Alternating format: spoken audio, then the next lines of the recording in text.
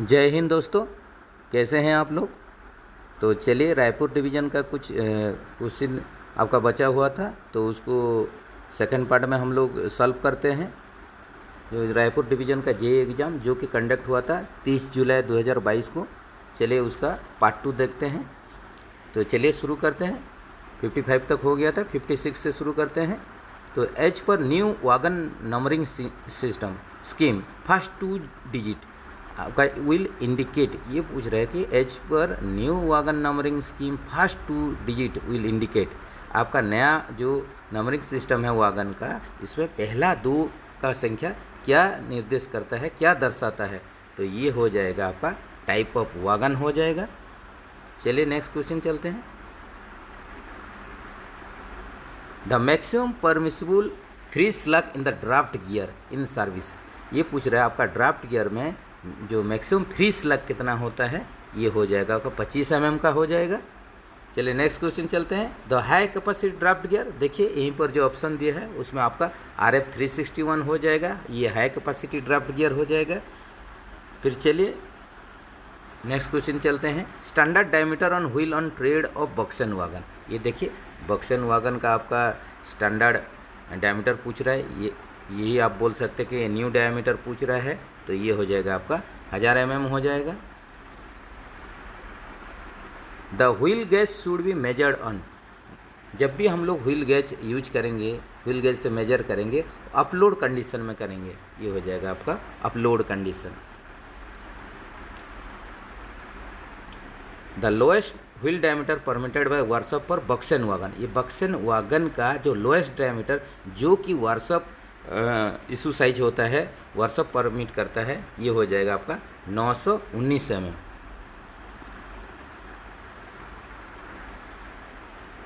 Permissible maximum flat surface on tread of BG wagon, देखिए wagon का जब भी आ जाता है आप 60 mm कीजिए फ्लैट सरफेस, और कोचिंग का होने से 50 mm कीजिए।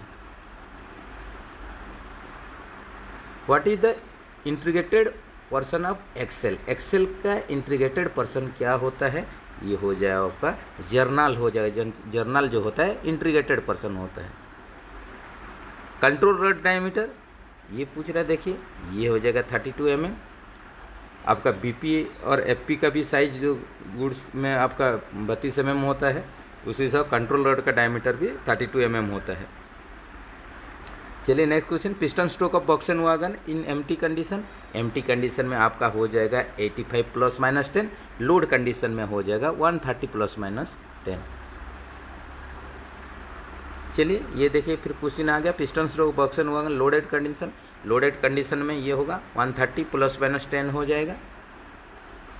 नेक्स्ट क्वेश्चन चलिए।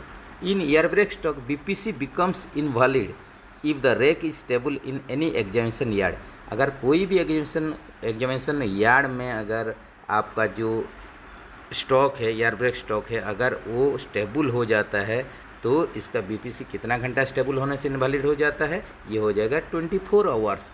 24 आवर्स या इससे ज़्यादा अगर स्टेबल हो गया तो उसका BPC इनवैलिड हो जाता है।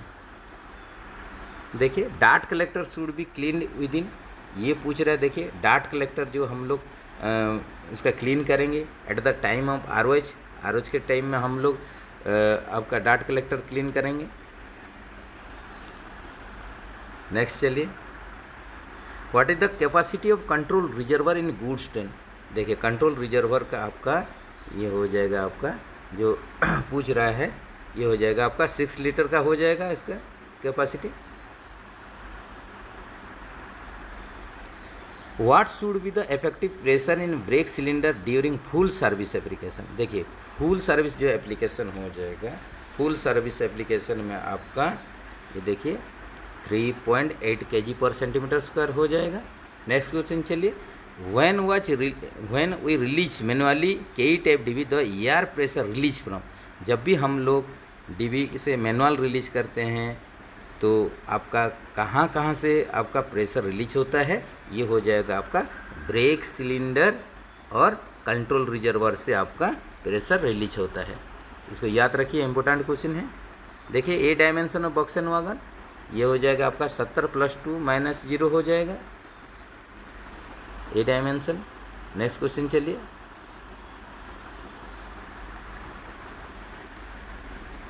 The diameter of air brake cylinder in BBZC wagon. देखिए आपका ये BBZC वागन में पूछ रहा है, आपका डायमीटर पूछ रहा है, तो आपका ये हो जाएगा आपका 305 mm हो जाएगा। चलिए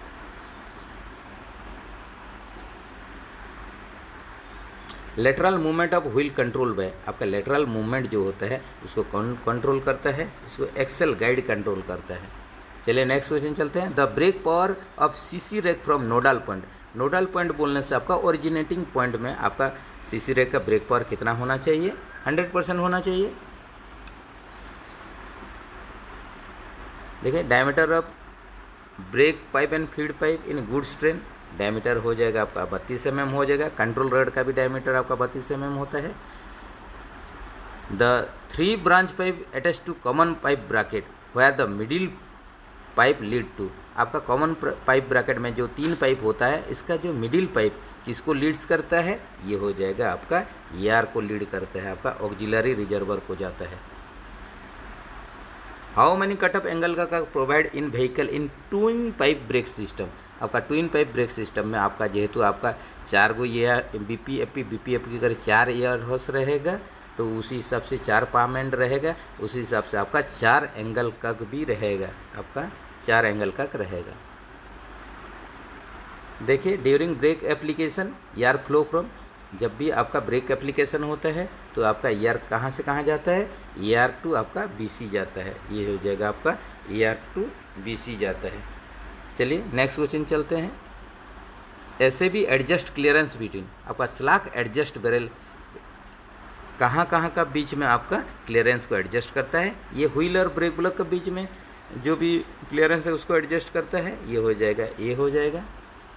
चलिए नेक्स्ट क्वेश्चन चलते हैं। Coaching stock accident involving human life inquired by, आपका जो भी कोचिंग एक्सीडेंट होता है, कैजुअलिटी हो जाता है कोचिंग एक ट्रेन में, आपका उसको कौन इसको इंक्वायरी करता है? इसको करता है आपका CRS करता है, कमिश्नर ऑफ रेलवे सेफ्टी। ये female railway employee shall be entitled to maternity leave for, आपका जो फीमेल एम्प्लॉय होते हैं वो मैटरनिटी लीव आपको कितना महीने तक मिलता है? उसको आपका 6 मंथ या आप बोल सकते हैं 180 डेज। चलिए next question. What is the maximum period of leave on half average pay at the time of railway servant may be granted, आपका बोल रहा है what is the maximum period of leave on average pay at a time that railway servant may be grant, आपका 180 दिन का आपका ये sanction हो सकता है, एट ए टाइम सेंक्शन हो तो सकता है आपका 180 दिन आपका LAP, और आप पूरे सर्विस के दौरान आप 300 LAP एक्यूमुलेट कर सकते हैं, आप 300 LAP जमा कर सकते हैं। Break journey is not permissible in case of, आपका ब्रेक जर्निंग इसमें अलाउड नहीं है। Transfer pass, school pass, settlement pass, post retirement, complimentary pass, तो ये आपका हो जाएगा 84 का, आप देख लीजिए यहाँ हो जाएगा सेटलमेंट पास में आपका ब्रेक जर्निंग दिया नहीं जाता है, इसको याद रखिए। चलिए नेक्स्ट क्वेश्चन चलते हैं। Which number of standard form use for issuance of major penalty chargesheet, major penalty chargesheet के लिए आपका हो जाएगा SF5 हो जाएगा। Which of the standard form required to be use issuing order of deemed suspension, deemed suspension के लिए आपका जो आपका SF2 यूज होता है। अगर कोई भी अगर हिरासत में 48 घंटा या उससे ज़्यादा रह जाता है तो उसको माना जाता है कि वो सस्पेंड है, उसको बोलते हैं हम लोग डीम सस्पेंशन, तो ये हो जाएगा SF2 हो जाएगा इसका मानक form. When railway employee placed under suspension but only minor penalty imposed the treatment of the suspension period, जब भी कोई आदमी आपका माइनर पेनल्टी मिलता है, अंडर सस्पेंशन रहता है और माइनर पेनल्टी रहता है, तो इसको हम लोग इसमें काउंट करते हैं, इसमें हम लोग ड्यूटी में ही काउंट करते हैं उसको। A railway servant shall be deemed to have been placed under suspension if he has been put in police custody for a period. वही सेम क्वेश्चन पूछ रहा है कि कोई आदमी अगर आपका कितना घंटा से ज़्यादा आपका पुलिस कस्टडी में अगर रह जाता है तो उसको आपका डीम्ड सस्पेंशन माना जाता है, तो ये हो जाएगा 48 आवर्स हो जाएगा। 48 आवर्स अगर इससे ज़्यादा हो जाता है तो उसको डीम सस्पेंशन माना जाता है और इसको SF2 इशू कर दिया जाता है। The following are not a penalty under DNDA rule. आपका देखिए ये जो दिया गया इसमें कौन सा आपका पेनल्टी नहीं है, तो censure, warning, stoppage of pass, stoppage of PTO, ये हो जाएगा। आपका जो वार्निंग होता है ये आपका पेनल्टी के अंदर नहीं आता है। नेक्स्ट चलिए, एक्सपर्ट इंक्वायरी में बी हेल्ड व्हेन। देखिए जब भी एक्स पार्टी इंक्वायरी कब होता है, तो एक्स पार्टी इंक्वायरी कब होता है, जब आपका CO dose not appear, controlling officer जब आपका नहीं रहता है उस टाइम एक्स पार्टी इंक्वायरी आपका होता है। देखिए उसके बाद चलते हैं, group C staff having completed 20 years but and more than but less than 25 year service are entitled to get post retirement passes. जब भी कोई अगर स्टाफ आपका 20 साल कंप्लीट किया रहता है बट 25 साल से कम, 20 और 25 साल के बीच में रहता है आपका सर्विस उसका पीरियड, तो वो कितना पास के लिए हकदार हो जाता है, ये हो जाता है आपका 2 sets of pass per annum. एक साल में उसको 2 सेट आपका पास मिलता है। देखिए review of suspension cases is done. आपका जो सस्पेंशन केस को रिव्यू की, जो निलंबन केस को पुनर्विचार किया जाता है कितने महीने के बाद, आफ्टर ये हो जाएगा 3 मंथ्स, 90 डेज के बाद उसका पुनर्विचार किया जाता है।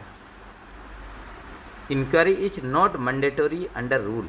देखिए इंक्वायरी आपका रूल 14 का 2 जो है इसमें आपका कोई भी इंक्वायरी होता नहीं और आपका पार्टी को या तो removal from service, dismissal from service कर दिया जाता है, तो रूल 14 का पार्ट 2 हो जाएगा आपका। इसमें आपका इंक्वायरी का कोई भी ज़रूरत नहीं रहता है। Penalty of compulsory retirement, removal और dismissal from service should be imposed only by. आपका जो या तो कंपलसरी रिटायरमेंट हो, रिमूवल हो, डिसमिसल, आपका सर्विस से डिसमिस कर देना, ये कौन करता है, इसका किसका हाथ में रहता है, ये हो जाएगा आपका जो अपॉइंटिंग अथॉरिटी होता है वही आपको या तो compulsory retirement, removal from service और डिसमिसल फ्रॉम सर्विस कर सकता है। तो C के साथ चलिए, देखिए group C and group D employee under suspension में भी गिवन। ये देखिए अगर ग्रुप C और ग्रुप D स्टाफ अगर सस्पेंशन में रहता है तो उसको क्या दिया जा सकता है, तो इसका आंसर आपका हो जाएगा 95 का आपका 1 सेट पास पर कैलेंडर ईयर। अगर कोई भी group C group D staff अगर सस्पेंशन है तो इसको 1 सेट पास दिया जा सकता है। Under which of the following group CNW parts are listed. देखिए जो CNW पार्ट्स इसका कौन सा ग्रुप में लिस्टेड किया गया है, तो ये हो जाएगा आपका 96 का हो जाएगा आपका 30 से 39 के बीच में जो ग्रुप है, यही ग्रुप में आपका CNW पार्ट्स रखा गया है। देखिए PL नंबर एक दिया है, प्राइस लिस्ट नंबर दिया है, जो स्टॉक आइटम के लिए PL नंबर रहता है। इसमें देखिए 210741118 जो दिया हुआ है 8 इंडिकेट्स, तो लास्ट डिजिट जो रहता है आपको सब लोगों को पता है, ये होता है चेक डिजिट होता है। Dead stock should be verified after. आपका जो भी डेड स्टॉक रहता है इसको वेरीफाइड कितने साल के बाद हम लोग वेरीफाइड करेंगे, जो डेड स्टॉक रहेगा उसको हम लोग 1 साल के बाद उसको वेरीफाई करेंगे। नेक्स्ट क्वेश्चन चलिए, the stock of imprest store are verified after every. जो इम्प्रेस स्टोर रहता है उसको कब वेरीफाई करेंगे, जो इम्प्रेस स्टोर रहेगा इसको हम लोग 2 साल के बाद वेरीफाई करेंगे। ये याद रखिए, स्टोर का क्वेश्चन है। देखिए reply to charge memorandum by CO controlling officer के बाद जो चार्ज मेमोरेंडम दिया गया है उसका आंसर कब तक देना है, विदिन 10 डेज, 10 दिन के अंदर हम लोग को दे देना है। देखिए फिर राजभाषा चलते हैं। देखिए यहीं पर पूछ रहे हैं आपका संघ की राजभाषा के बारे में भारत के संविधान के किस अनुच्छेद में उल्लेख है। आपका संघ का जो राजभाषा है उसके बारे में हम लोग जो संविधान है उसमें आपका कौन सा अनुच्छेद में उल्लेख है, उसमें वर्णन किया गया है। ये देखिए आपका ये हो जाएगा आर्टिकल 343, ये हो जाएगा आर्टिकल 343 हो जाएगा। एक राज्य और दूसरे राज्य के बीच में या किसी राज्य और संघ के बीच में पत्रादि की भाषा के बारे में भारत के संविधान के किस अनुच्छेद में उल्लेख है। देखिए, जो भी हम लोग एक स्टेट से दूसरे स्टेट के बीच में हम लोग जो लेटर सब जारी किया जाएगा, तो ये पूछ रहा है उसका जो भाषा रहेगा उसके बारे में कौन सा अनुच्छेद में उल्लेख है पूछ रहा है। तो ये हो जाएगा आपका 346 हो जाएगा, ये हो जाएगा आर्टिकल 346 हो जाएगा। चलिए नेक्स्ट चलते हैं। आपका हिंदी भाषा का विकास के लिए निर्देश का उल्लेख, आपका हिंदी भाषा का जो विकास होगा उसके लिए उल्लेख भारत के संविधान के किस अनुच्छेद में है। देखिए, ये हो जाएगा आपका 351, आर्टिकल 351। इसी में ही आपका हिंदी का जो विकास का आपका विकास के बारे में इसमें लिखा गया है। चलिए नेक्स्ट चलते हैं। भारत के संविधान के अनुसार संघ की राजभाषा हिंदी है और लिपि क्या होगा, देवनागरी हो जाएगा। ये चलिए सी के साथ चलिए। How many members are there in the parliamentary committee on official language. ये कितना संख्या में रहते हैं आप लोग जैसे कि जानते हैं, इसका टोटल 30 मेंबर रहते हैं। राज्यसभा से हो जाएगा 10 और लोकसभा से 20 रहते हैं। देखिए नेक्स्ट क्वेश्चन चलते हैं। संविधान की किस अनुसूची में भाषाओं का उल्लेख है। देखिए आपका ये हो जाएगा, आपका संविधान के किस अनुसूची में भाषाओं का उल्लेख है। ये हो जाएगा 8वीं अनुसूची में है, तो 107 का आपका हो जाएगा बी हो जाएगा। नेक्स्ट चलते हैं। राजभाषा अधिनियम कब बनाया गया है। ये देखिए, ऑफिशियल लैंग्वेज एक्ट कब तैयार किया गया है। ये हो जाएगा 1963। Andaman and Nicobar island come under which classified region of the use of official language. Andaman और निकोबार जो द्वीप समूह है राजभाषा के प्रयोग के प्रचार के लिए वर्गीकृत किस क्षेत्र के अधीन है। किस क्षेत्र के अधीन हो जाएगा अंडमान निकोबार। ये हो जाएगा क क्षेत्र, ये रीजन हो जाएगा। When Hindi day is celebrated every year. आपका प्रत्येक वर्ष हिंदी दिवस कब मनाया जाता है, 14 सितंबर को मनाया जाता है। ये चलिए आपका बी के साथ चलिए। तो चलिए फ्रेंड्स, आज के सेशन में इतना ही। अगर आप लोग कोई भी बंधु कोई भी साथी नए हैं तो चलिए चैनल को जल्द से जल्द सब्सक्राइब कर दीजिए। ऐसे ही फिर हम दूसरा डिवीज़न का क्वेश्चन पेपर लेके आएंगे, सॉल्व करेंगे। तो चलिए मिलते हैं नेक्स्ट वीडियो में। अगर वीडियो आप लोग को अच्छा लग रहा है तो चलिए लाइक्स कमेंट और शेयर कीजिए, आप लोग को दोस्त लोग के बीच में शेयर कीजिए और चैनल को आप लोग सब्सक्राइब करवा दीजिए। चलिए फिर मिलते हैं नेक्स्ट वीडियो में। जय हिंद।